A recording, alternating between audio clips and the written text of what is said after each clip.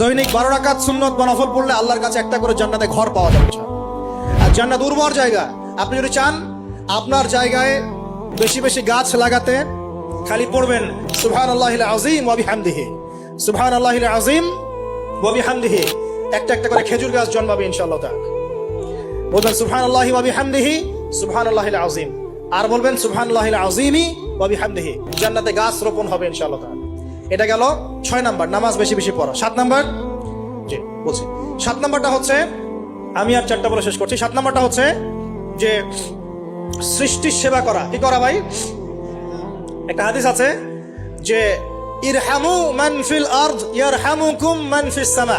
তোমরা জমিনবাসীর প্রতি রহম করো, আসমানবাসী তোমাদের উপর রহম করবে ইনশাআল্লাহ। আল্লাহর ভালোবাসা পাওয়ার অন্যতম মাধ্যম হচ্ছে জমিনবাসীর প্রতি রহম করেন। মুসলিম অমুসলিম সবাই মানুষ কিনা? যারা আমাদের সাথে যুদ্ধে লিপ্ত নাই তারা তো আমাদের ভাই নাকি? যারা যুদ্ধে লিপ্ত আছে এরা শত্রু হতে পারে, যারা যুদ্ধে লিপ্ত নাই তারা তো আমাদের ভাই নাকি? তাদের বিপদ আপদে পাশে দাঁড়াবো না?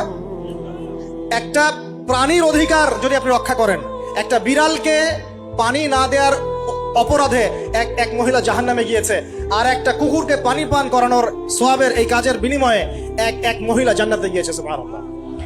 তো পশু পাখির অধিকার যেখানে ইসলাম কথা বলেছে,